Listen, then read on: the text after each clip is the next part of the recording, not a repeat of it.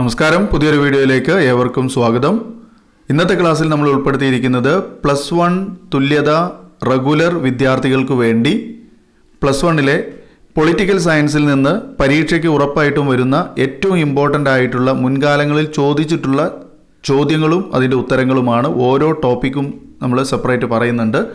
Maximum നമ്മൾ ഇതിൽ പരമാവധി നമ്മൾ ചാപ്റ്റേഴ്സ് ഉൾപ്പെടുത്താൻ ശ്രമിക്കുന്നു. വീഡിയോയുടെ ലെങ്ത്ത് കുറച്ച് കൂടിയേക്കാം. നിങ്ങൾ മാക്സിമം സഹകരിക്കുക. എല്ലാവരും വീഡിയോ തുടക്കം മുതൽ അവസാനം വരെ കാണണം. അതുപോലെ തന്നെ എല്ലാവരും ലൈക്ക് ചെയ്യണം. ആദ്യമായി കാണുന്നവരുണ്ടെങ്കിൽ ഇപ്പോൾ തന്നെ നമ്മുടെ ചാനൽ ഒന്ന് സബ്സ്ക്രൈബ് ചെയ്ത് തൊട്ടടുത്തുള്ള ബെൽ ബട്ടൺ ഓൾ എന്ന് എനേബിൾ ചെയ്ത് വെച്ചാൽ ഇനിയുള്ള എല്ലാ ക്ലാസ്സുകളും നിങ്ങൾക്ക് ഫോണിൽ നോട്ടിഫിക്കേഷനായി ലഭിക്കും. ഈ കാര്യങ്ങളൊന്നും അറിയാത്ത നിങ്ങളുടെ സുഹൃത്തുക്കളുണ്ടെങ്കിൽ നമ്മുടെ ഈ ഒരു വീഡിയോയുടെ ലിങ്ക് മാക്സിമം നിങ്ങളുടെ എല്ലാവരിലേക്കും ഷെയർ ചെയ്യുക. ഒന്നാമത്തെ ചാപ്റ്റർ വരുന്നത് ഭരണഘടന എന്തുകൊണ്ട് എങ്ങനെ എന്നുള്ളതാണ്. അതിൽ ഒന്നാമത്തെ ഏറ്റവും ഇമ്പോർട്ടൻ്റ് ആയിട്ടുള്ള ഒരു ചോദ്യമാണ് ഭരണഘടനയുടെ ധർമ്മങ്ങൾ എന്തെല്ലാം. ഭരണഘടനയുടെ ധർമ്മങ്ങൾ എന്തെല്ലാം? അതിലെ ആൻസറാണ് പറയുന്നത് ഭരണഘടന ഏകോപനവും ഉറപ്പും നൽകുന്നു. ഭരണഘടന ഏകോപനവും ഉറപ്പും നൽകുന്നു. രണ്ടാമത്തേത് തീരുമാനമെടുക്കാനുള്ള അധികാരം വ്യക്തമാക്കൽ. തീരുമാനമെടുക്കാനുള്ള അധികാരം വ്യക്തമാക്കൽ. മൂന്നാമത്തേത് ഗവൺമെൻറ്റിൻ്റെ അധികാരങ്ങൾക്ക് പരിധി നിശ്ചയിക്കൽ. ഗവൺമെൻറ്റിൻ്റെ അധികാരങ്ങൾക്ക് പരിധി നിശ്ചയിക്കൽ. നാലാമത്തേത് ഒരു സമൂഹത്തിൻ്റെ ലക്ഷ്യങ്ങളും അഭിലാഷങ്ങളും. ഒരു സമൂഹത്തിൻ്റെ ലക്ഷ്യങ്ങളും അഭിലാഷങ്ങളും. ലാസ്റ്റ് പോയിന്റ് ഒരു ജനതയുടെ മൗലിക വ്യക്തിത്വം. ഒരു ജനതയുടെ മൗലിക വ്യക്തിത്വം. ഇത്രയും പറഞ്ഞത് ഭരണഘടനയുടെ ധർമ്മങ്ങൾ എന്തെല്ലാമാണ്, അല്ലെങ്കിൽ ഭരണഘടനയുടെ ധർമ്മങ്ങൾ വിവരിക്കുക എന്നൊക്കെയുള്ള ചോദ്യങ്ങൾക്കുള്ള ഉത്തരമാണ്. രണ്ടാമതൊരു ചോദ്യം, മറ്റു രാജ്യങ്ങളിലെ ഭരണഘടനകളിൽ നിന്ന് ഇന്ത്യ കടം കൊണ്ട വ്യവസ്ഥകൾ ഏതെല്ലാമാണ്? ഇന്ത്യ മറ്റു രാജ്യങ്ങളിൽ നിന്ന് ഭരണഘടനയിലേക്ക് കടം കൊണ്ട വ്യവസ്ഥകൾ ഏതൊക്കെയാണ്? അതിൽ ഒന്നാമത്തേത് ബ്രിട്ടീഷ് ഭരണഘടനയാണ്. ബ്രിട്ടീഷ് ഭരണഘടന. FPTP വ്യവസ്ഥ, പാർലമെൻ്ററി ഭരണ സമ്പ്രദായം, നിയമവാഴ്ച, സ്പീക്കർ എന്ന പദവി, നിയമനിർമ്മാണ നടപടിക്രമങ്ങൾ. അതുപോലെ കനേഡിയൻ ഭരണഘടനയിൽ നിന്ന് അർദ്ധ ഫെഡറൽ ഗവൺമെൻറ് സംവിധാനം, അവശിഷ്ടാധികാരങ്ങൾ. അതുപോലെ ഫ്രഞ്ച് ഭരണഘടനയിൽ നിന്ന് സ്വാതന്ത്ര്യം, സമത്വം, സാഹോദര്യം, റിപ്പബ്ലിക്ക്. അമേരിക്കൻ ഭരണഘടനയിൽ നിന്ന് മൗലികാവകാശങ്ങൾ, ജുഡീഷ്യൽ റിവ്യൂ, ഭരണഘടനയുടെ ആമുഖം. ദക്ഷിണാഫ്രിക്കൻ ഭരണഘടനയിൽ നിന്ന് ഭരണഘടനാ ഭേദഗതി. ഐറിഷ് ഭരണഘടനയിൽ നിന്ന് രാഷ്ട്രനയത്തിൻ്റെ നിർദ്ദേശക തത്വങ്ങൾ. ആസ്ട്രേലിയൻ ഭരണഘടനയിൽ നിന്ന് കൺകറൻറ്റ് ലിസ്റ്റ്. ജർമ്മൻ ഭരണഘടനയിൽ നിന്ന് അടിയന്തരാവസ്ഥ. അപ്പോൾ ഇത്രയും കാര്യങ്ങൾ പഠിച്ചു വയ്ക്കുക. ഇത് ഈ രീതിയിലല്ലെങ്കിൽ സെപ്പറേറ്റ് ആയിട്ടും ചോദ്യങ്ങൾ വരാവുന്നതാണ്. ഇനി രണ്ടാമത്തെ ചാപ്റ്ററിൽ ഏറ്റവും ഇമ്പോർട്ടൻ്റ് ആയിട്ടുള്ള ഒരു ചോദ്യം നോക്കാം. രണ്ടാമത്തെ ചാപ്റ്റർ ഇന്ത്യൻ ഭരണഘടനയിലെ അവകാശങ്ങൾ എന്നുള്ളതാണ്. ഇതിലെ ഏറ്റവും പ്രധാനപ്പെട്ട ഒരു ചോദ്യമാണ് ഇന്ത്യൻ ഭരണഘടന ഉറപ്പു നൽകുന്ന മൗലിക അവകാശങ്ങൾ ഏതെല്ലാമാണ്? ഇന്ത്യൻ ഭരണഘടന ഉറപ്പു നൽകുന്ന മൗലിക അവകാശങ്ങൾ: 1. സമത്വത്തിനുള്ള അവകാശം, വകുപ്പ് 14 മുതൽ 18 വരെ. രണ്ടാമത്തേത് സ്വാതന്ത്ര്യത്തിനുള്ള അവകാശം, വകുപ്പ് 19 മുതൽ 22 വരെ. മൂന്നാമത്തേത് ചൂഷണത്തിനെതിരെയുള്ള അവകാശം, വകുപ്പ് 23 മുതൽ 24 വരെ. മതസ്വാതന്ത്ര്യത്തിനുള്ള അവകാശം, വകുപ്പ് 25 മുതൽ 28 വരെ. സാംസ്കാരികവും വിദ്യാഭ്യാസപരവുമായ അവകാശം, വകുപ്പ് 29 മുതൽ 30 വരെ. അതുപോലെ ഭരണഘടനാപരമായ പരിഹാരങ്ങൾക്കുള്ള അവകാശം, വകുപ്പ് 32. ഇതിലെ രണ്ടാമത്തെ ഏറ്റവും പ്രധാനപ്പെട്ട ഒരു ചോദ്യമാണ് റിട്ടുകൾ എന്താണ്? വിവിധ തരം റിട്ടുകൾ ഏതെല്ലാമാണ്? റിട്ടുകൾ എന്താണ്? വിവിധ തരം റിട്ടുകൾ ഏതെല്ലാമാണ്?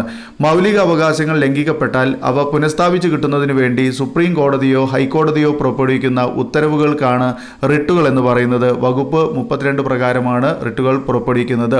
മൗലിക അവകാശങ്ങൾ ലംഘിക്കപ്പെട്ടാൽ അവ പുനഃസ്ഥാപിച്ച് കിട്ടുന്നതിന് വേണ്ടി സുപ്രീം കോടതിയോ ഹൈക്കോടതിയോ പുറപ്പെടുവിക്കുന്ന ഉത്തരവുകളാണ് റിട്ടുകൾ.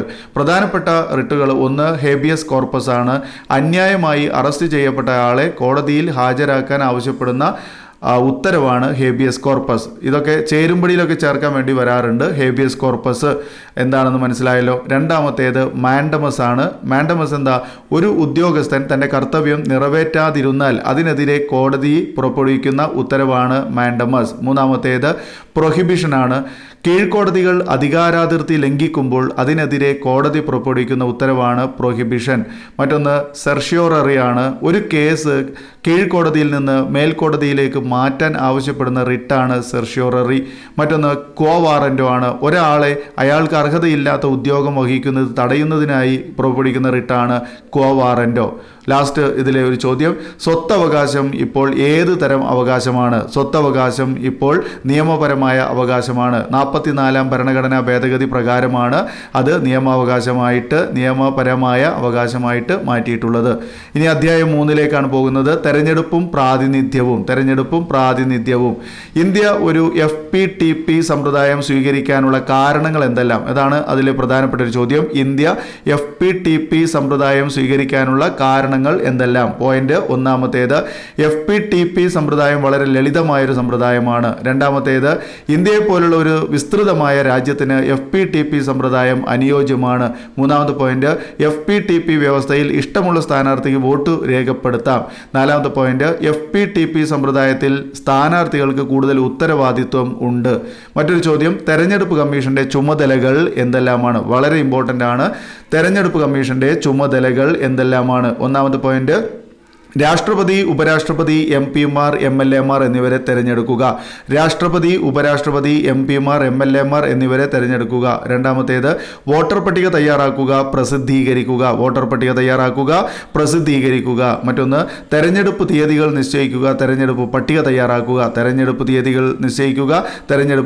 തയ്യാറാക്കുക. മറ്റൊന്ന്, സ്വാതന്ത്ര്യവും നീതിപൂർവവുമായ തെരഞ്ഞെടുപ്പ്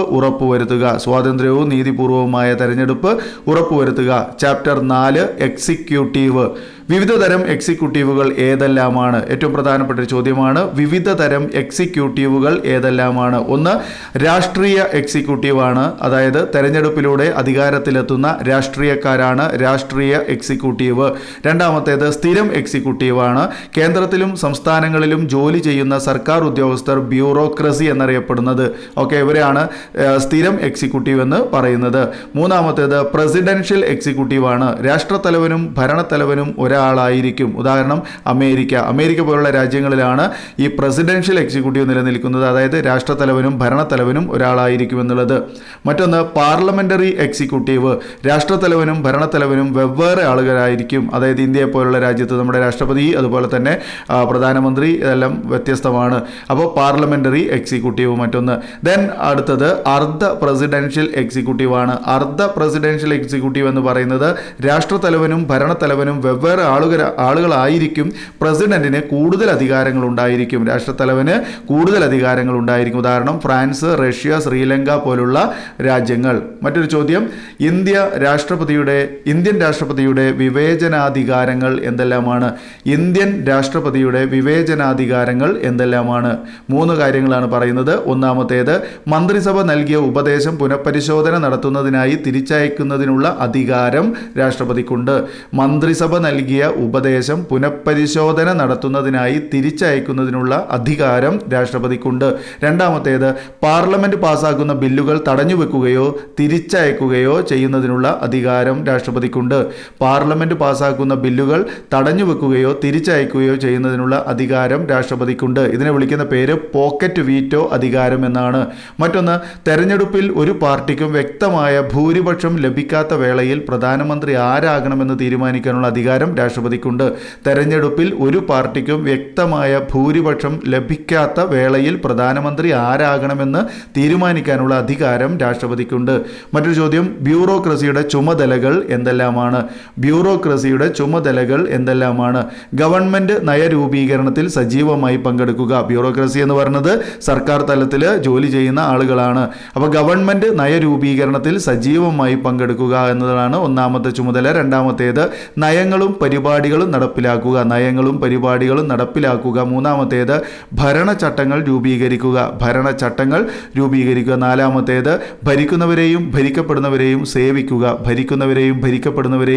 സേവിക്കുക. മറ്റൊരു ചോദ്യം, ഇന്ത്യൻ സിവിൽ സർവീസിനെ വർഗീകരിച്ചിരിക്കുന്നത് എങ്ങനെയാണ്? ഒന്നാമത്തേത്, അഖിലേന്ത്യാ സർവീസ്, അതായത് IAS, IPS പോലുള്ള സർവീസുകളാണ് അഖിലേന്ത്യാ സർവീസ്. രണ്ടാമത്തേത് കേന്ദ്ര സർവീസ്, ഇന്ത്യൻ ഫോറസ്റ്റ് സർവീസാണ് ഉദാഹരണമായിട്ട് പറയുന്നത് കേന്ദ്ര സർവീസ്. മൂന്നാമത്തേത് സംസ്ഥാന സർവീസാണ് സംസ്ഥാന സിവിൽ സർവീസുകൾ. മറ്റൊരു ചാപ്റ്റർ അഞ്ചാമത്തേതാണ് നിയമനിർമ്മാണ സഭ. നിയമനിർമ്മാണ സഭ. ഇതിൽ ഒന്നാമത്തെ ചോദ്യം, ദ്വിമണ്ഡല നിയമനിർമ്മാണ സഭയുടെ മേന്മകൾ എന്തെല്ലാമാണ്? ഒന്നാമത്തെ പോയിന്റ്, വലിയ രാജ്യങ്ങൾക്കും വൈവിധ്യമുള്ള രാജ്യങ്ങൾക്കും അനുയോജ്യമാണ്. വലിയ രാജ്യങ്ങൾക്കും വൈവിധ്യമുള്ള രാജ്യങ്ങൾക്കും അനുയോജ്യമാണ്. രണ്ടാമത്തെ പോയിന്റ്, സമൂഹത്തിലെ എല്ലാ വിഭാഗങ്ങളുടെയും പ്രാതിനിധ്യം ഉറപ്പാക്കാൻ കഴിയും. സമൂഹത്തിലെ എല്ലാ വിഭാഗങ്ങളുടെയും പ്രാതിനിധ്യം ഉറപ്പാക്കാൻ കഴിയും. മൂന്നാമത്തെ പോയിന്റ്, ബില്ലുകളും നയങ്ങളും 2 വട്ടം പുനഃപരിശോധിക്കാനുള്ള സാധ്യത നിലനിൽക്കുന്നുണ്ട്. ബില്ലുകളും നയങ്ങളും 2 വട്ടം പുനഃപരിശോധിക്കാനുള്ള സാധ്യത നിലനിൽക്കുന്നുണ്ട്. രണ്ടാമത്തെ ചോദ്യം, ഇന്ത്യൻ പാർലമെന്റിന്റെ അധികാരങ്ങളും ചുമതലകളും എന്തെല്ലാമാണ്? ഇന്ത്യൻ പാർലമെന്റിന്റെ അധികാരങ്ങളും ചുമതലകളും എന്തെല്ലാമാണ്? നിയമനിർമ്മാണം, എക്സിക്യൂട്ടീവിനെ നിയന്ത്രിക്കൽ, സാമ്പത്തിക ചുമതലകൾ, പ്രതിനിധാനം, ചർച്ചാപരമായ ചുമതലകൾ, ഭരണഘടനാപരമായ ചുമതല, തെരഞ്ഞെടുപ്പ് ചുമതല, നീതിന്യായ ചുമതല. പ്രധാനപ്പെട്ട ചുമതലകളാണ് ഈ പറഞ്ഞത്. ഇന്ത്യൻ പാർലമെന്റിന്റെ അധികാരങ്ങളും ചുമതലകളും എന്തെല്ലാം എന്ന് ചോദിച്ചാൽ നമ്മളിത് പോയിന്റായിട്ട് താഴോട്ട് എഴുതിയാൽ മതി. നിയമനിർമ്മാണം, എക്സിക്യൂട്ടീവിനെ നിയന്ത്രിക്കൽ, സാമ്പത്തിക ചുമതലകൾ, പ്രതിനിധാനം, ചർച്ചാപരമായ ചുമതലകൾ, ഭരണഘടനാപരമായ ചുമതല, തെരഞ്ഞെടുപ്പ് ചുമതല, നീതിന്യായ ചുമതല. മറ്റൊരു ചോദ്യം, ഇന്ത്യയിലെ നിയമനിർമ്മാണ പ്രക്രിയ വിവരിക്കുക. ഇന്ത്യയിലെ നിയമനിർമ്മാണ പ്രക്രിയ വിവരിക്കുക. ഇന്ത്യയിൽ നിയമനിർമ്മാണ പ്രക്രിയയ്ക്ക് വിവിധ ഘട്ടങ്ങളാണ് ഉള്ളത്. അതിൽ ഒന്നാമത്തേത് ബിൽ, നിർമ്മിക്കാൻ ഉദ്ദേശിക്കുന്ന നിയമത്തിൻ്റെ കരടിനെയാണ് ബിൽ എന്ന് പറയുന്നത്. ഇന്ത്യയിലെ നിയമനിർമ്മാണ പ്രക്രിയ വിവിധ ഘട്ടങ്ങളിലുണ്ട്. അതിനു മുമ്പ് അതിൽ നമ്മൾ ഉപയോഗിക്കുന്നത് ബില്ലാണ്. ബില്ലെന്ന് പറയുന്നത് അതായത് നിയമത്തിൻ്റെ കരടിനെ വിളിക്കുന്ന പേരാണ്. നിർമ്മിക്കാൻ ഉദ്ദേശിക്കുന്ന നിയമത്തിൻ്റെ കരടിനെ വിളിക്കുന്ന പേരാണ് ബില്ലെന്നുള്ളത്. ഇന്ത്യയിലെ നിയമനിർമ്മാണ പ്രക്രിയ നമ്മൾ താഴെ പറയുന്ന രീതിയിലാണ്. ഒന്നാം വായന. നിർമ്മിക്കാൻ ഉദ്ദേശിക്കുന്ന നിയമത്തിൻ്റെ കരട് പാർലമെൻറ്റിൻ്റെ ഏതെങ്കിലും ഒരു സഭയിൽ അവതരിപ്പിക്കുന്നു. ഒന്നാം വായന എന്ന് പറഞ്ഞാൽ നിർമ്മിക്കാൻ ഉദ്ദേശിക്കുന്ന നിയമത്തിൻ്റെ കരട് പാർലമെൻറ്റിൻ്റെ ഏതെങ്കിലും ഒരു സഭയിൽ അവതരിപ്പിക്കുന്നു. ഇവരുടെ കരട് എന്ന് പറയുന്നത് ബില്ലാണ്. രണ്ടാം വായന, ബില്ലിനെക്കുറിച്ച് വിശദമായ ചർച്ച നടക്കുന്ന ഘട്ടമാണ് രണ്ടാം വായന. ബില്ലിനെക്കുറിച്ച് വിശദമായ ചർച്ച നടക്കുന്ന ഘട്ടമാണ് രണ്ടാം വായന. മൂന്നാമത്തേത് കമ്മിറ്റി ഘട്ടമാണ്. ബിൽ സെലക്ട് കമ്മിറ്റിയുടെ പരിഗണനയ്ക്ക് വിടുന്നതാണ് കമ്മിറ്റി ഘട്ടം. ബിൽ സെലക്ട് കമ്മിറ്റിയുടെ പരിഗണനയ്ക്ക് വിടുന്നതാണ് കമ്മിറ്റി ഘട്ടം.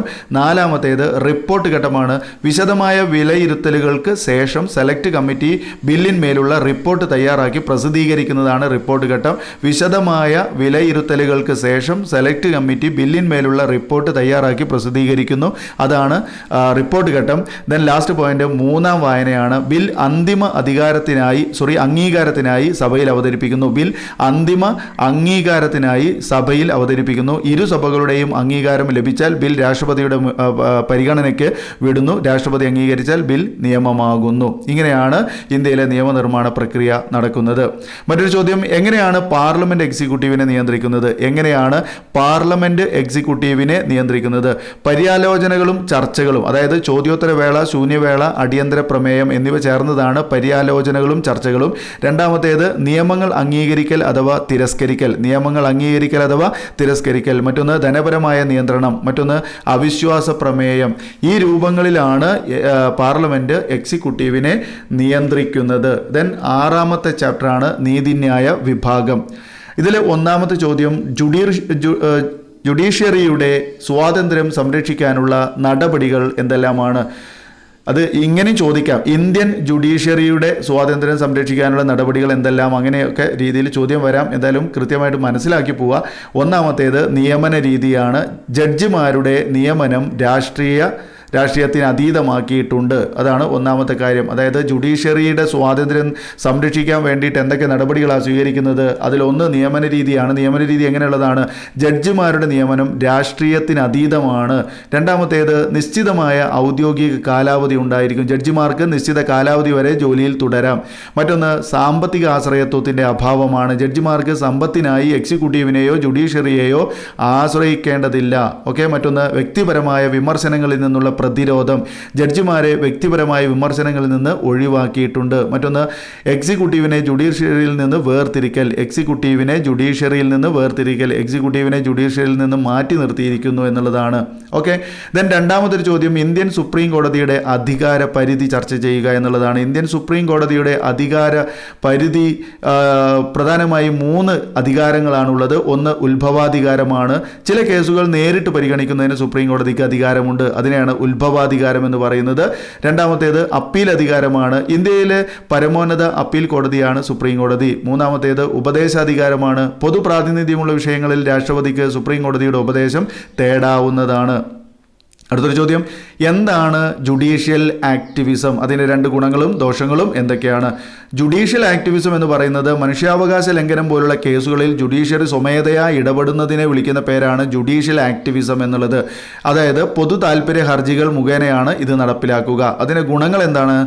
ഒന്ന്, ജുഡീഷ്യൽ ആക്ടിവിസം അവകാശങ്ങൾ എന്ന ആശയത്തെ വികസിപ്പിച്ചു. രണ്ടാമത്തേത്, പാവപ്പെട്ടവർക്കും കോടതിയെ സമീപിക്കാൻ കഴിയുന്ന അവസ്ഥ സംജാതമായി അല്ലെങ്കിൽ ഉണ്ടായി. അതിൻ്റെ ദോഷങ്ങൾ, ജുഡീഷ്യൽ ആക്ടിവിസം കോടതിയുടെ ജോലി ഭാരം വർദ്ധിപ്പിക്കുന്നതാണ്. രണ്ടാമത്തെ ദോഷം, ജുഡീഷ്യൽ ആക്ടിവിസം ഗവൺമെൻറ് വിഭാഗങ്ങൾ തമ്മിലുള്ള അതിർവരമ്പുകൾ മായ്ച്ചു കളയുന്നു എന്നുള്ളതാണ്. അടുത്തൊരു ചോദ്യം, എന്താണ് നീതിന്യായ പുനഃപരിശോധന? അതായത് ജുഡീഷ്യൽ റിവ്യൂ എന്ന് പറഞ്ഞാൽ എന്താണ്? പാർലമെൻറ്റും നിയമസഭകളും പാസാക്കുന്ന നിയമങ്ങളുടെ ഭരണഘടനാപരമായ സാധുത പരിശോധിക്കാനുള്ള സുപ്രീം കോടതിയുടെയും ഹൈക്കോടതികളുടെയും അധികാരത്തെയാണ് ജുഡീഷ്യൽ റിവ്യൂ എന്ന് പറയുന്നത്. പാർലമെൻറ്റും നിയമസഭകളും പാസാക്കുന്ന നിയമങ്ങളുടെ ഭരണഘടനാപരമായ സാധുത പരിശോധിക്കാനുള്ള സുപ്രീം കോടതിയുടെയും ഹൈക്കോടതിയുടെയും അധികാരത്തെയാണ് ജുഡീഷ്യൽ റിവ്യൂ എന്ന് പറയുന്നത്. ഓക്കെ, അടുത്ത് നമ്മൾ 7ാമത്തെ ചാപ്റ്ററിലേക്കാണ് പോകുന്നത്. ഫെഡറലിസത്തിലേക്കാണ് പോകുന്നത്. എന്താണ് ഫെഡറലിസം? ഏറ്റവും പ്രധാനപ്പെട്ട ഒരു ചോദ്യമാണ്. ഫെഡറലിസം എന്താണ്? കേന്ദ്രവും സംസ്ഥാനങ്ങളും തമ്മിൽ അധികാരം പങ്കുവയ്ക്കുന്ന സംവിധാനമാണ് ഫെഡറലിസം എന്നറിയപ്പെടുന്നത്. കേന്ദ്രവും സംസ്ഥാനങ്ങളും തമ്മിൽ അധികാരം പങ്കുവയ്ക്കുന്ന സംവിധാനത്തെയാണ് ഫെഡറലിസം എന്ന് പറയുന്നത്. ഇന്ത്യൻ ഫെഡറലിസത്തിൻ്റെ സവിശേഷതകൾ എന്തെല്ലാമാണ്? വളരെ പ്രധാനപ്പെട്ട ഒരു ചോദ്യമാണ്. ഇന്ത്യൻ ഫെഡറലിസത്തിൻ്റെ സവിശേഷതകൾ എന്തെല്ലാമാണ്? അതിലൊന്നാമത്തേത് ദ്വിഭരണ സംവിധാനമാണ്. ഒന്നാമത്തെ പോയിന്റ്, ദ്വിഭരണ സംവിധാനം. അതായത് കേന്ദ്ര സർക്കാരും സംസ്ഥാന സർക്കാരുകളും അധികാരം പങ്കിടുന്നു. കേന്ദ്ര സംസ്ഥാന സർക്കാരുകൾ അധികാരം പങ്കിടുന്നതാണ് ദ്വിഭരണ സംവിധാനം. രണ്ടാമത്തേത് അധികാര വിഭജനമാണ്. Union list, state list, concurrent list എന്നിങ്ങനെ അധികാരം ഈ കേന്ദ്രവും അതുപോലെ തന്നെ സർക്കാരുകളും തമ്മിൽ പങ്കിടുന്നു, അധികാര വിഭജനം നടത്തുന്നു. മൂന്നാമത്തേത് ഭരണഘടനാ മേധാവിത്വമാണ്. ഫെഡറൽ തത്വങ്ങളെല്ലാം ഭരണഘടനയിൽ അധിഷ്ഠിതമാണ് എന്നാണ് ഉദ്ദേശിക്കുന്നത്. മറ്റൊന്ന് സ്വതന്ത്ര ജുഡീഷ്യറി എന്നുള്ളതാണ്. സ്വതന്ത്ര ജുഡീഷ്യറി, അതായത് ഫെഡറൽ തർക്കങ്ങൾ പരിഹരിക്കാനുള്ള കോടതിയാണ് സുപ്രീം കോടതി. ഫെഡറൽ തർക്കങ്ങൾ പരിഹരിക്കുന്നതിനുള്ള കോടതിയാണ് സുപ്രീം കോടതി. അടുത്തൊരു ചോദ്യമാണ്, ഇന്ത്യൻ ഭരണഘടനയിലെ അധികാര വിഭജനം ചർച്ച ചെയ്യുക. വളരെ പ്രധാനപ്പെട്ട ഒരു ചോദ്യമാണ്. ഇന്ത്യൻ ഭരണഘടനയിലെ അധികാര വിഭജനം ചർച്ച ചെയ്യുക എന്നുള്ളത്. അതിൽ ഏറ്റവും പ്രധാനപ്പെട്ട അധികാര വിഭജനം എന്ന് പറയുന്നത് 3 പട്ടികകളാണ് നമ്മൾ ഉൾപ്പെടുത്തിയിരിക്കുന്നത്. ഇന്ത്യൻ ഫെഡറലിസത്തിലെ 3 പട്ടികകളുടെ അടിസ്ഥാനത്തിലാണ് അധികാര വിഭജനം നടത്തിയിട്ടുള്ളത്. അതിലൊന്നാമത്തെ പട്ടികയിൽ പറയുന്നത് യൂണിയൻ ലിസ്റ്റാണ്. ഈ പട്ടികയിൽ ഉൾപ്പെട്ട വിഷയങ്ങളിൽ നിയമനിർമ്മാണം നടത്താനുള്ള അധികാരം കേന്ദ്ര ഗവൺമെൻറ്റിന് മാത്രമാണ്. യൂണിയൻ ലിസ്റ്റിൽ ഉൾപ്പെട്ട അല്ലെങ്കിൽ ഈ യൂണിയൻ ലിസ്റ്റ് എന്ന് പറയുന്ന പട്ടികയിൽ ഉൾപ്പെട്ട വിഷയങ്ങളിൽ നിയമനിർമ്മാണം നടത്താനുള്ള അധികാരം കേന്ദ്ര ഗവൺമെൻറ്റിൽ മാത്രമാണ്. അതായത് പ്രതിരോധം, അണുശക്തി, വിദേശകാര്യം, ബാങ്കിങ് തുടങ്ങിയവയെല്ലാം യൂണിയൻ ലിസ്റ്റിൽ ഉൾപ്പെടുന്നതാണ്. രണ്ടാമത്തേത് സംസ്ഥാന ലിസ്റ്റാണ്. ഈ പട്ടികയിൽ ഉൾപ്പെട്ട വിഷയങ്ങളിൽ നിയമനിർമ്മാണം നടത്താനുള്ള അധികാരം സംസ്ഥാന ഗവൺമെൻറ്റിൽ മാത്രമായിരിക്കും. കൃഷി, പോലീസ്, ജയിൽ, പൊതുജനാരോഗ്യം തുടങ്ങിയവയാണ് സംസ്ഥാന ലിസ്റ്റിൽ ഉൾപ്പെടുത്തുന്നത്. മറ്റൊന്ന് കൺകറന്റ് ലിസ്റ്റാണ്, മൂന്നാമത്തെ ലിസ്റ്റ്. ഈ പട്ടികയിൽ ഉൾപ്പെട്ട വിഷയങ്ങളിൽ നിയമനിർമ്മാണം നടത്താനുള്ള അധികാരം കേന്ദ്ര ഗവൺമെൻറ്റിനും സംസ്ഥാന ഗവൺമെൻറ്റിനും നിക്ഷിപ്തമാണ്. 2 കൂട്ടർക്കും കൂടെ ഉള്ളതാണ് കൺകറന്റ് ലിസ്റ്റ് എന്ന് പറയുന്നത്. ഉദാഹരണം, വിദ്യാഭ്യാസം, വനങ്ങൾ, മായം ചേർക്കൽ, വിവാഹം, വിവാഹമോചനം തുടങ്ങിയവയെല്ലാം കൺകറന്റ് ലിസ്റ്റിലാണ് ഉൾപ്പെടുന്നത്. ഇനി മറ്റൊരു ചോദ്യം, ഇന്ത്യൻ ഫെഡറലിസം ശക്തമായ കേന്ദ്ര ഗവൺമെൻറ്റോട് കൂടിയ ഫെഡറലിസം ആണെന്ന് പറയുന്നത് എന്തുകൊണ്ടാണ്? വളരെ ഇമ്പോർട്ടൻ്റ് ആയിട്ടുള്ള ചോദ്യം തന്നെയാണ്. ഇന്ത്യൻ ഫെഡറലിസം ശക്തമായ കേന്ദ്ര ഗവൺമെൻറ്റോട് കൂടിയ ഫെഡറലിസം ആണെന്ന് പറയുന്നത് എന്തുകൊണ്ടാണ്? 3 പോയിന്റ് മാത്രമേ ഉള്ളൂ. ഒന്നാമത്തെ പോയിന്റ്, സംസ്ഥാന സർക്കാരുകളുടെ നിലനിൽപ്പ് തന്നെ പാർലമെൻറ്റിൻ്റെ കൈകളിലാണ്. സംസ്ഥാന സർക്കാരുകളുടെ നിലനിൽപ്പ് തന്നെ പാർലമെൻറ്റിൻ്റെ കൈകളിലാണ്. രണ്ടാമത്തേത്, അടിയന്തരാവസ്ഥ അധികാരങ്ങൾ കേന്ദ്ര സർക്കാരിനുണ്ട്. അടിയന്തരാവസ്ഥ അധികാരങ്ങൾ കേന്ദ്ര സർക്കാരിനുണ്ട്. മൂന്നാമത്തേത്, സംസ്ഥാന ലിസ്റ്റിൽ ആവശ്യമെങ്കിൽ ഇടപെടാനുള്ള അധികാരം കേന്ദ്ര സർക്കാരിനുണ്ട്. സംസ്ഥാന ലിസ്റ്റിൽ ആവശ്യമെങ്കിൽ ഇടപെടാനുള്ള അധികാരം കേന്ദ്ര സർക്കാരിനുണ്ട്. അടുത്തൊരു ചോദ്യം, ഇന്ത്യൻ ഫെഡറലിസത്തിൻ്റെ തർക്കങ്ങൾ എന്തെല്ലാമാണ്? ഇന്ത്യൻ ഫെഡറലിസത്തിലെ തർക്കങ്ങൾ എന്തെല്ലാമാണ്? കേന്ദ്ര സംസ്ഥാന ബന്ധങ്ങൾ, സ്വയംഭരണത്തിനായുള്ള ആവശ്യം, ഗവർണർമാരുടെ പങ്ക്, അതുപോലെ പ്രസിഡന്റ് ഭരണം, പുതിയ സംസ്ഥാനങ്ങൾക്ക് വേണ്ടിയുള്ള ആവശ്യം, അന്തർ സംസ്ഥാന പോരാട്ടങ്ങൾ, പ്രത്യേക വ്യവസ്ഥകൾ. ഇതൊക്കെയാണ് ഈ ഇന്ത്യൻ ഫെഡറലിസത്തിലെ പ്രധാനപ്പെട്ട തർക്കങ്ങൾ. ഒന്നുകൂടെ പറയാം: കേന്ദ്ര സംസ്ഥാന ബന്ധങ്ങൾ, രണ്ടാമത്തേത് സ്വയംഭരണത്തിനായുള്ള ആവശ്യം, മൂന്നാമത്തേത് ഗവർണർമാരുടെ പങ്കും പ്രസിഡന്റ് ഭരണവും, നാലാമത്തേത് പുതിയ സംസ്ഥാനങ്ങൾക്ക് വേണ്ടിയുള്ള ആവശ്യം, അടുത്തൊരു പോയിന്റ് അന്തർ സംസ്ഥാന പോരാട്ടങ്ങൾ, മറ്റൊരു പോയിന്റ് പ്രത്യേക വ്യവസ്ഥകൾ. ഓക്കെ, ഇനി എട്ടാമത്തെ ചാപ്റ്റർ പ്രാദേശിക ഗവൺമെൻറ്റുകൾ എന്നുള്ളതാണ്. പ്രാദേശിക ഗവൺമെൻറ്റുകളിലെ ഏറ്റവും പ്രധാനപ്പെട്ട ചോദ്യങ്ങൾ നോക്കാം. ഒന്നാമത്തേത് പ്രാദേശിക ഗവൺമെൻറ്റുകളുടെ ആവശ്യകത വ്യക്തമാക്കുക എന്നുള്ളതാണ്. പ്രാദേശിക ഗവൺമെൻറ്റുകളുടെ ആവശ്യകത വ്യക്തമാക്കുക. ഒന്നാമത്തേത് പ്രാദേശിക ഗവൺമെൻറ്റുകൾ ജനങ്ങളോട് അടുത്തു നിൽക്കുന്ന ഭരണസ്ഥാപനങ്ങളാണ്. പ്രാദേശിക ഗവൺമെൻറ്റുകൾ ജനങ്ങളോട് അടുത്തു നിൽക്കുന്ന ഭരണസ്ഥാപനങ്ങളാണ്. രണ്ടാമത്തേത് പ്രാദേശിക താൽപ്പര്യങ്ങൾ സംരക്ഷിക്കുന്നതാണ്. പ്രാദേശിക താൽപ്പര്യങ്ങൾ സംരക്ഷിക്കുന്നതാണ്. മൂന്നാമത്തേത് പ്രാദേശികമായ വിഭവങ്ങളെ ഫലപ്രദമായി ഉപയോഗപ്പെടുത്തുന്നു. പ്രാദേശികമായ വിഭവങ്ങളെ ഫലപ്രദമായി ഉപയോഗപ്പെടുത്തുന്നു. നാലാമത്തെ പോയിന്റ്, പ്രാദേശിക ഗവൺമെൻറ്റുകൾ ജനാധിപത്യത്തിൻ്റെ നെടുംതൂണുകളാണ്. പ്രാദേശിക ഗവൺമെൻറ്റുകൾ ജനാധിപത്യത്തിൻ്റെ നെടുംതൂണുകളാണ്. ഇന്ത്യയിലെ പ്രാദേശിക ഗവൺമെൻറ്റുകളുടെ പിതാവ് എന്നറിയപ്പെടുന്നത് ആരാണ്? അടുത്തൊരു ചോദ്യമാണ്. ഇന്ത്യയിലെ പ്രാദേശിക ഗവൺമെൻറ്റുകളുടെ പിതാവ് എന്നറിയപ്പെടുന്നത് റിപ്പൺ പ്രഭുവാണ്. അടുത്തൊരു ചോദ്യം, ഇന്ത്യയിൽ 73-ാം ഭരണഘടനാ ഭേദഗതി, അതായത് പഞ്ചായത്തി രാജ് നിയമം കൊണ്ടുവന്ന മാറ്റങ്ങൾ എന്തെല്ലാമാണ്? ഇന്ത്യയിൽ 73-ാം ഭരണഘടനാ ഭേദഗതി കൊണ്ടുവന്ന മാറ്റങ്ങൾ എന്തെല്ലാമാണ്? അതല്ലെങ്കിൽ പഞ്ചായത്തി രാജ് നിയമത്തെ വിവരിക്കുക എന്നാണ് ചോദ്യം ഉണ്ടാവുക. ഒന്നാമത്തേത് ത്രിതല ഘടനയാണ്. ഒന്നാമത്തെ പോയിന്റ് ത്രിതല ഘടനയാണ്. അതായത് ഗ്രാമപഞ്ചായത്ത്, ബ്ലോക്ക് പഞ്ചായത്ത്, ജില്ലാ പഞ്ചായത്ത് എന്നിവ ഉൾപ്പെടുന്നതാണ് ത്രിതല ഘടന എന്ന് പറയുന്നത്. രണ്ടാമത്തേത് തെരഞ്ഞെടുപ്പാണ്. 5 വർഷം കൂടുമ്പോൾ തദ്ദേശ സ്വയംഭരണ സ്ഥാപനങ്ങളിലേക്ക് തെരഞ്ഞെടുപ്പ് നടത്തണമെന്ന് വ്യവസ്ഥ ചെയ്യപ്പെട്ടു. 73-ാം ഭരണഘടനാ ഭേദഗതി ഇന്ത്യയിൽ പഞ്ചായത്ത് രാജ് നിയമം ത്രിതല ഘടനയോട് കൂടിയതാണ്. അതുപോലെ തന്നെ തെരഞ്ഞെടുപ്പ് 5 വർഷം കൂടുമ്പോൾ തദ്ദേശ സ്വയംഭരണ സ്ഥാപനങ്ങളിലേക്ക് തെരഞ്ഞെടുപ്പ് നടത്തണം. മറ്റൊന്ന് സംവരണം ഉറപ്പുവരുത്തണം എന്നുള്ളതാണ്. തദ്ദേശ സ്വയംഭരണ സ്ഥാപനങ്ങളുടെ 1/3 സീറ്റുകൾ സ്ത്രീകൾക്കായി സംവരണം ചെയ്തിട്ടുണ്ട്. സംവരണം സ്ത്രീകൾക്കാണ്. 1/3 സീറ്റുകൾ സ്ത്രീകൾക്കായിട്ട് സംവരണം ചെയ്തിട്ടുണ്ട്. അതുപോലെ വിഷയങ്ങളുടെ കൈമാറ്റമാണ്. തദ്ദേശ സ്വയംഭരണ സ്ഥാപനങ്ങൾക്ക് നിയമനിർമ്മാണം നടത്താവുന്ന വിഷയങ്ങളെ 11-ാം പട്ടികയിലാണ് ഉൾപ്പെടുത്തിയിരിക്കുന്നത്. വിഷയങ്ങളുടെ കൈമാറ്റം, അതായത് തദ്ദേശ സ്വയംഭരണ സ്ഥാപനങ്ങൾക്ക് നിയമനിർമ്മാണം നടത്താനുള്ള വിഷയങ്ങളെ 11-ാം പട്ടികയിൽ ഉൾപ്പെടുത്തിയിട്ടുണ്ട്. മറ്റൊരു പോയിന്റ്, സംസ്ഥാന തെരഞ്ഞെടുപ്പ് കമ്മീഷണർമാർ, തദ്ദേശ സ്വയംഭരണ സ്ഥാപനങ്ങളിലേക്ക് തെരഞ്ഞെടുപ്പ് നടത്താനുള്ള ഉത്തരവാദിത്വം സംസ്ഥാന തെരഞ്ഞെടുപ്പ് കമ്മീഷണർമാർക്കാണ് ഉള്ളത്. പ്രത്യേകം ശ്രദ്ധിക്കുക, സംസ്ഥാന തെരഞ്ഞെടുപ്പ് കമ്മീഷണർമാർക്ക്, അതായത് സംസ്ഥാന തലത്തിൽ തെരഞ്ഞെടുപ്പ് നടത്താനുള്ള, അതേപോലെ തദ്ദേശ സ്വയംഭരണ സ്ഥാപനങ്ങളിലേക്ക് തെരഞ്ഞെടുപ്പ് നടത്താനുള്ള അധികാരം സംസ്ഥാന തെരഞ്ഞെടുപ്പ് കമ്മീഷണർമാർക്കാണ്. മറ്റൊരു പോയിന്റ്, സംസ്ഥാന ധനകാര്യ കമ്മീഷനാണ്. തദ്ദേശ സ്വയംഭരണ സ്ഥാപനങ്ങളുടെ ധനസ്ഥിതി പരിശോധിക്കാൻ സംസ്ഥാന ധനകാര്യ കമ്മീഷനെ ചുമതലപ്പെടുത്തിയിട്ടുണ്ട്. തദ്ദേശ സ്വയംഭരണ സ്ഥാപനങ്ങളുടെ ധനസ്ഥിതി പരിശോധിക്കാൻ സംസ്ഥാന ധനകാര്യ കമ്മീഷനെ ചുമതലപ്പെടുത്തിയിട്ടുണ്ട്. അടുത്തത് 9-ാമത്തെ ചാപ്റ്ററാണ് ഭരണഘടന ഒരു സജീവ പ്രമാണം എന്ന നിലയിൽ. അതിൽ ഒരൊറ്റ ചോദ്യം മാത്രമേ നമ്മൾ കൊടുത്തിട്ടുള്ളൂ. അതിൽ ഒന്നാമത്തേത് ഒറ്റ ചോദ്യം, ഇന്ത്യൻ ഭരണഘടന ഭേദഗതി ചെയ്യുന്നതിനുള്ള നടപടിക്രമങ്ങൾ വിവരിക്കുക എന്നുള്ളതാണ്. ഇന്ത്യൻ ഭരണഘടന ഭേദഗതി ചെയ്യുന്നതിനുള്ള നടപടിക്രമങ്ങൾ 3 തരത്തിലാണ്. ഒന്ന്, പാർലമെൻറ്റിൻ്റെ കേവല ഭൂരിപക്ഷത്തോടെയുള്ള ഭരണഘടനാ ഭേദഗതിയാണ്. പാർലമെൻറ്റിൻ്റെ കേവല ഭൂരിപക്ഷത്തോടെയുള്ള ഭരണഘടനാ ഭേദഗതി, അതായത് ഏറ്റവും എളുപ്പത്തിൽ ഭേദഗതി ചെയ്യാവുന്ന രീതിയാണ് ഈ പറയുന്നത്. രണ്ടാമത്തേത് പാർലമെന്റിന്റെ പ്രത്യേക ഭൂരിപക്ഷത്തോടെയുള്ള ഭരണഘടനാ ഭേദഗതിയാണ്.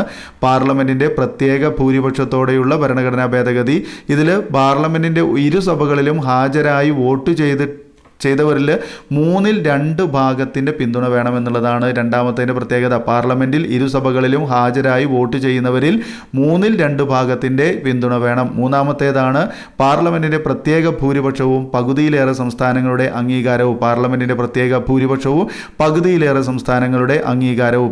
ഇനി നമ്മൾ 10-ാമത്തെ ചാപ്റ്ററിലേക്കാണ് പോകുന്നത്. ഇന്ത്യൻ ഭരണഘടനയുടെ തത്വശാസ്ത്രം എന്നാണ് ചാപ്റ്ററിൻ്റെ പേര്. അതിൽ 2 ചോദ്യങ്ങളാണ് ഉൾപ്പെടുത്തിയിരിക്കുന്നത്. ഒന്നാമത്തെ ചോദ്യം, ഇന്ത്യൻ ഭരണഘടനയുടെ ഭരണഘടനയുടെ രാഷ്ട്രീയ തത്വശാസ്ത്രം വിവരിക്കുക. വളരെ വളരെ ഇമ്പോർട്ടൻ്റ് ആണ്. ഇന്ത്യൻ ഭരണഘടനയുടെ രാഷ്ട്രീയ തത്വശാസ്ത്രം വിവരിക്കുക. അതിലെ ഒന്നാമത്തെ പോയിന്റ് വ്യക്തി സ്വാതന്ത്ര്യം, രണ്ടാമത്തെ പോയിന്റ് സാമൂഹ്യ നീതി, മൂന്നാമത്തെ പോയിന്റ് ന്യൂനപക്ഷങ്ങളോടും വൈവിധ്യങ്ങളോടുമുള്ള ആദരവ്, നാലാമത്തെ പോയിന്റ് മതേതരത്വം, അഞ്ചാമത്തെ പോയിന്റ് സാർവത്രിക വോട്ടവകാശം, ആറാമത്തെ പോയിന്റ് ഫെഡറലിസം, ഏഴാമത്തെ പോയിന്റ് ദേശീയ സ്വത്വം. ക്ലിയർ ആണല്ലോ. ഇനി രണ്ടാമത്തെ ചോദ്യം, ഇന്ത്യൻ ഭരണഘടനയ്ക്കെതിരെ ഉയർന്നിട്ടുള്ള വിമർശനങ്ങൾ എന്തെല്ലാമാണ്? 3 മാർക്കിൻ്റെ ചോദ്യമാണ്. ഇന്ത്യൻ ഭരണഘടനയ്ക്കെതിരെ ഉയർന്നിട്ടുള്ള വിമർശനങ്ങൾ, ഒന്നാമത്തേത് ഇന്ത്യൻ ഭരണഘടന ഒതുക്കമില്ലാത്തതാണ്. ഇന്ത്യൻ ഭരണഘടന ഒതുക്കമില്ലാത്തതാണ്. രണ്ടാമത്തെ പോയിന്റ്, ഇന്ത്യൻ ഭരണഘടനയ്ക്ക് പ്രാതിനിധ്യ സ്വഭാവമില്ല. ഇന്ത്യൻ ഭരണഘടനയ്ക്ക് പ്രാതിനിധ്യ സ്വഭാവമില്ല. മൂന്നാമത്തെ പോയിന്റ്, ഇന്ത്യൻ ഭരണഘടന ഇന്ത്യൻ സാഹചര്യങ്ങൾക്ക് ഇണങ്ങുന്നതല്ല. ഇന്ത്യൻ ഭരണഘടന ഇന്ത്യൻ സാഹചര്യങ്ങൾക്ക് ഇണങ്ങുന്നതല്ല. ഓക്കെ സ്റ്റുഡൻസ്, അപ്പോൾ നമ്മൾ 1 മുതൽ 10 വരെയുള്ള ചാപ്റ്റേഴ്സിൻ്റെ ഏറ്റവും പ്രധാനപ്പെട്ട ചോദ്യങ്ങളും അതിൻ്റെ ഉത്തരങ്ങളുമാണ് നൽകിയത്.